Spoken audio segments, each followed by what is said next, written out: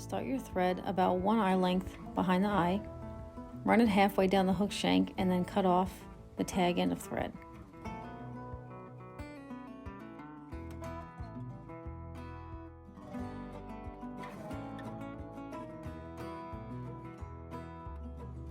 You can now continue taking thread wraps till you get to the base of the hook, and then you're going to grab your gold wire.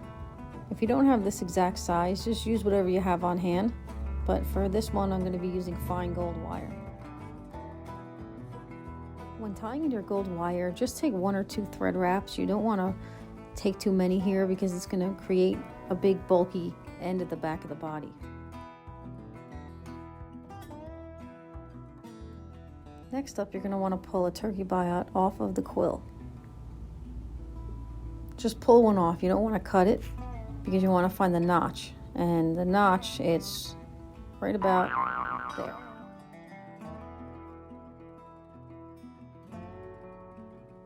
Now that you have an idea where the notch is, take your turkey biot and hold it up over the hook shank.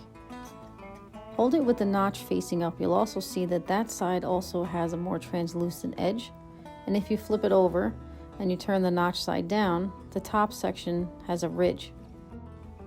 Don't forget there's more than one way to do everything, but for the sake of this tutorial, we're going to tie this fly with the notch side down.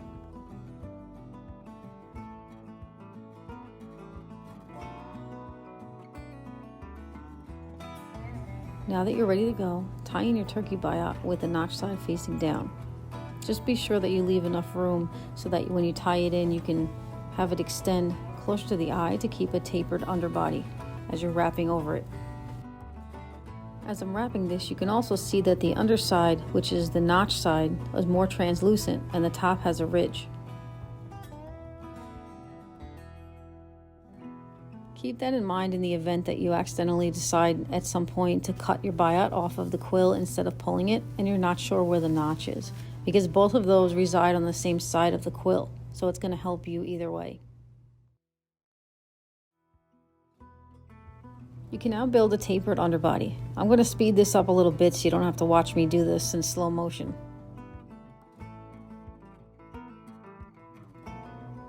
Sometimes your thread also needs a little bit of a spin in a counterclockwise direction, because what'll happen is it'll start to get twisted and corded, and because you want a smooth underbody, just take that bobbin, give it a counterclockwise spin, and it's going to untwist itself. It's now time to wrap the turkey biot, but I'm going to give you a few tips to help you decide if you have this situated right before you take the first wrap. The biggest thing is not that you're doing it wrong, it's that the first wrap is either going over itself or around the hook shank, and I'll explain in a minute. So your first wrap you're going to want to take, you're going to want to hold the turkey biot up in the air and take a look. The left side should be the ridge and the right side the more translucent edge. Once you have that figured out, take your first wrap, but take it straight around the hook shank. And as you can see already, the left side has a ridge coming up right about here. Continue taking wraps. You're going to want to overlap them just a little bit. And you're going to continue taking those wraps up the hook shank. Just be careful you don't hit the point of the hook. And just take your time. Bring your wraps up and over. Be careful not to hit the hook point. And just remember, you'll get better with this in time. The more you do it, the better you'll get at it. And if you make a mistake, trust me, I probably messed this up 3 times before I edited this video. So mistakes happen. It's just part of the learning process.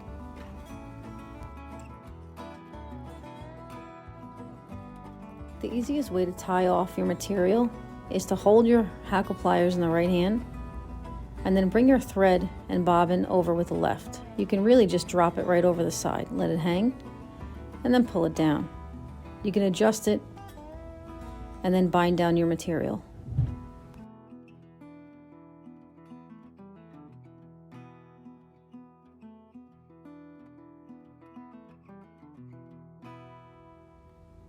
Take a few tight wraps before pulling your material back and cutting off the excess of that turkey biot.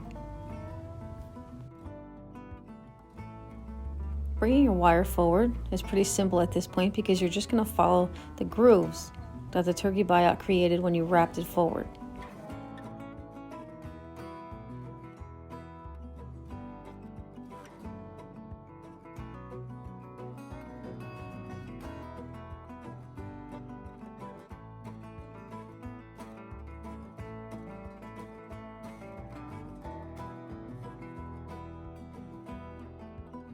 Continue taking wraps up the hook shank, and you're going to stop right about behind the hook eye before tying off your material.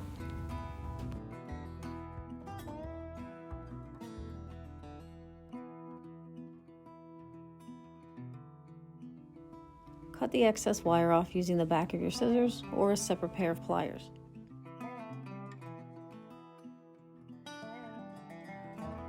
This is a good place for a 1 or 2 turn whip finish, just to keep everything in place when you start putting the wing and hackle on. Grab a little bit of flash and cut off a couple of strands. We're going to be putting this in underneath the hackle.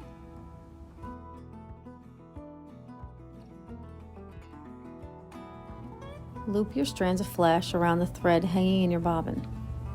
You can now lift your bobbin and they'll slide right down and you can tie them in. Take a few wraps to secure them in place and then trim them a little bit longer than the hook shank because you can always trim them more later on.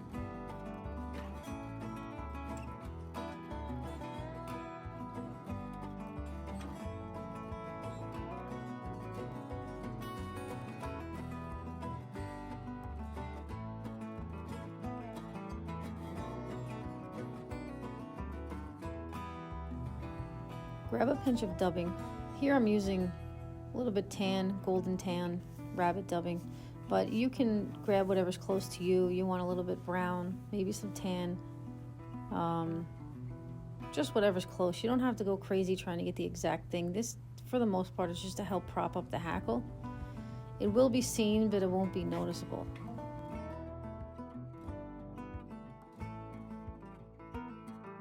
Clean up any loose fibers that are hanging around, and then you're going to want to grab your hackle. Here we're going to be using a dun. There's different shades of dun. Grab whatever, as I always say, whatever's closest to what we're using here. And you're going to pull off a feather. When you're first starting out, I recommend just eyeballing what looks like it would fit, and I'm going to show you how I like to measure. With your feather removed, grab it by the tip and stroke the fibers down.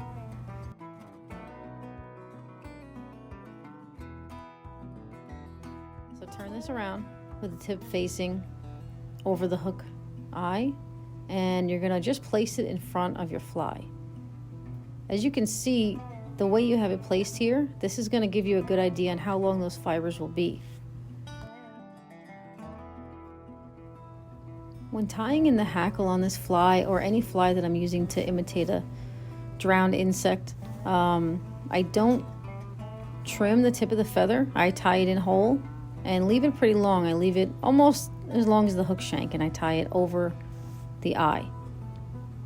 Take your stem and give it a little pull to the right. That's going to kink the stem and hold it up at a vertical angle.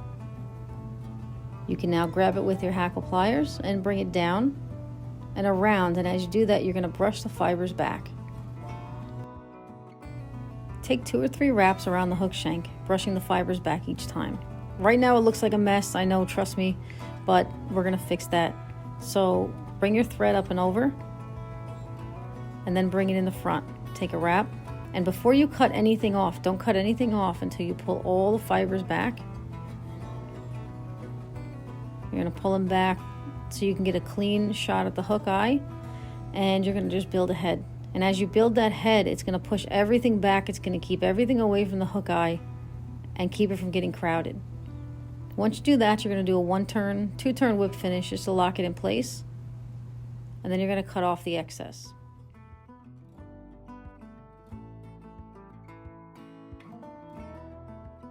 If you're worried about your whip finisher sliding off the hook eye as it's down turned, you could turn your vise upside down and take a few turns here instead.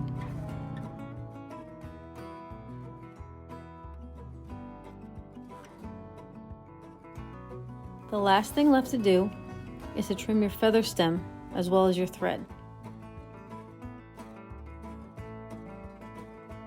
As you can see, the feather tip that we didn't trim is now hidden inside of the hackle.